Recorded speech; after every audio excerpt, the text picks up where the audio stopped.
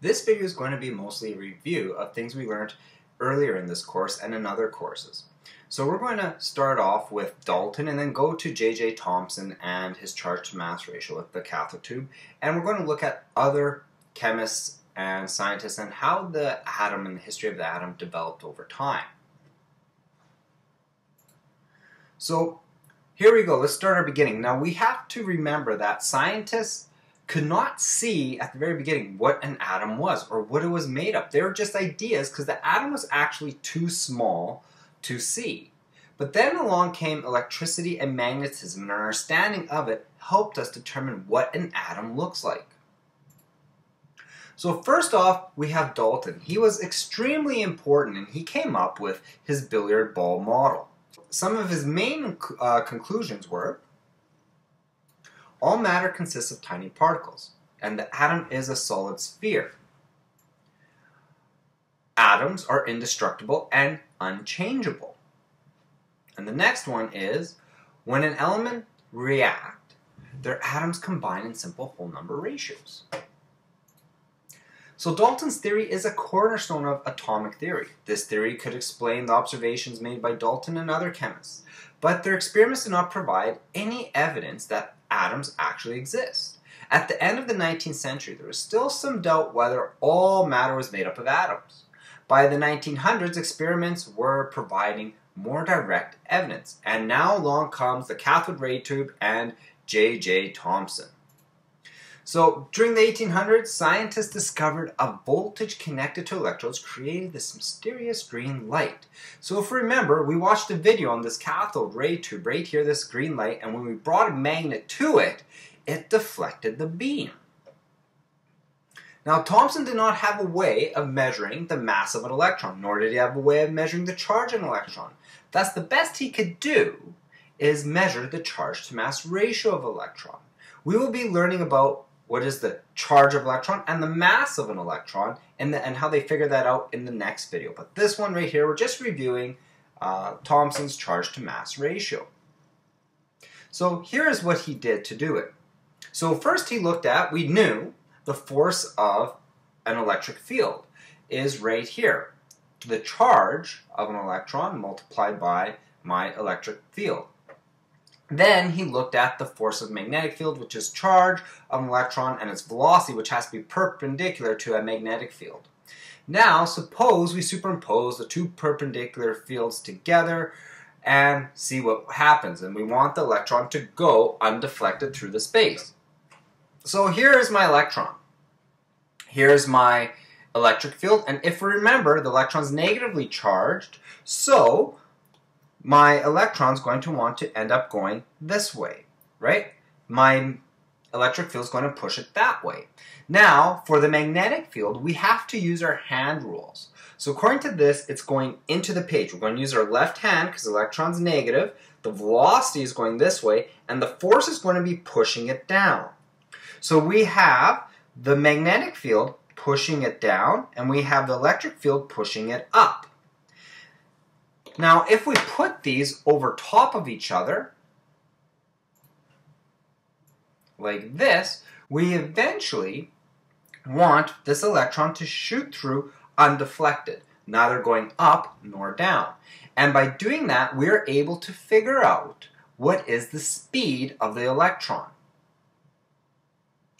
Okay? So we're going to do a question now to just try and figure out how that works.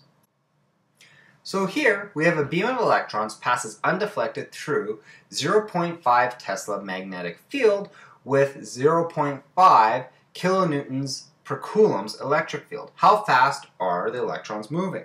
So let's look at my known so far. We know my magnetic field is equal to 0.50 Teslas. We know my electric field is equal to 500 newtons per coulombs. Remember, we have to change it to newtons per coulombs. Now, how fast is the electron moving? Well, I'm going to have my force of my electric field must equal to my force of the magnetic field because it passed through undeflected.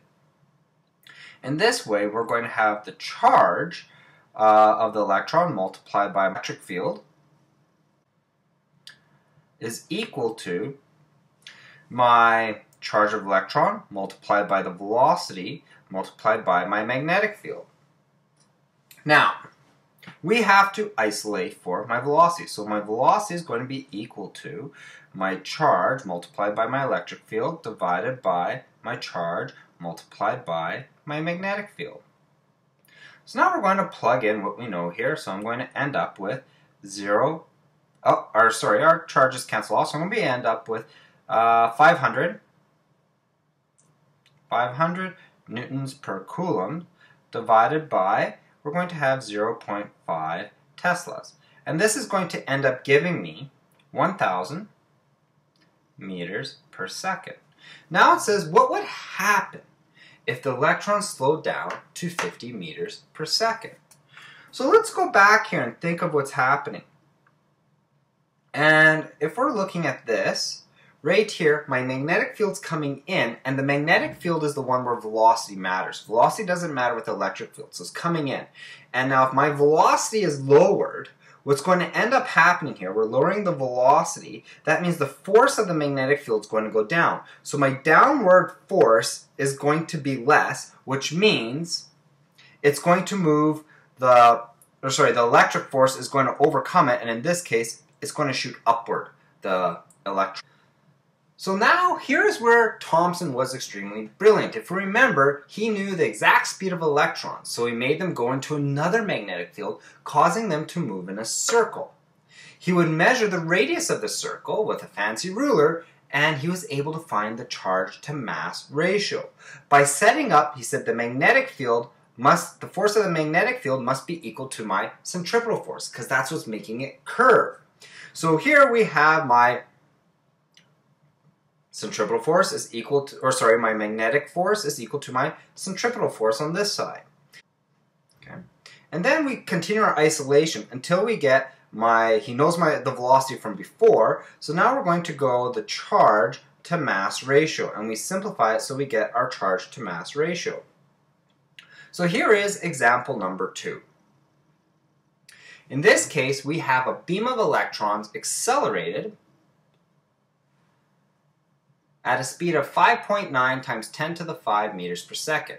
It is directed perpendicular to a uniform 100 microtesla magnetic field into the page. So it's going into the page, the magnetic field, and the electrons are being accelerated. They travel in a circular path with a radius of 3.37 centimeters, which we're going to have to change to meters, and we're going to have to change our thing to just Teslas, our magnetic field to Teslas. Determine the charge to mass ratios of the electrons. So here's my first hint. Here is my image and the diagram of what's happening. We know my radius. We have my magnetic field pushing down, which is equal to my centripetal force, constantly pulling it towards the center. So, looking at that, here's my hint. We know the charge to mass ratio is going to be magnetic force is equal to my centripetal force. So then we're going to just isolate for charge divided by mass. Now that we know that, we're going to plug everything in and plug in our variables, and we end up getting my answer. So we should know that generally Thomson found that the charge to mass ratio is always times 10 to the 11 coulombs per kilogram, if we try and remember that. Something times 10 to the 11 coulombs per kilogram. So how would we make the radius of circles bigger for an electron? Well, let's think about this. How would we make it bigger? Here is my formula. So we want to know how we make the radius bigger.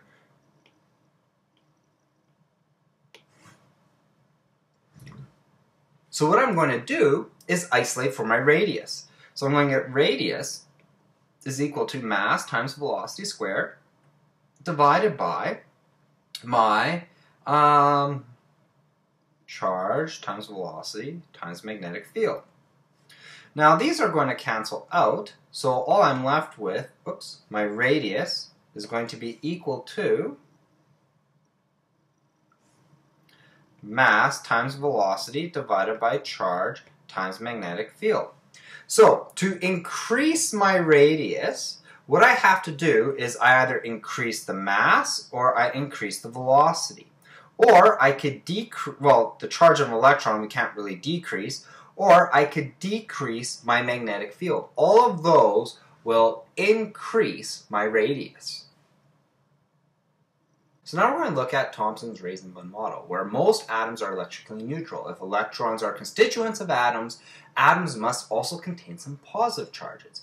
Since no positive charge subatomic particles had yet been discovered, Thompson suggested that atoms might consist of electrons embedded in a blob of massive positive charge, somewhat like a raisin bun and raisins embedded in a bun, and that is Thomson's Raisin-Bunn model.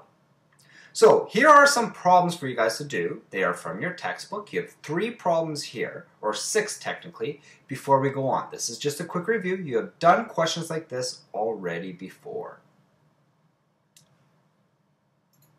Now I want you guys to do check and reflect.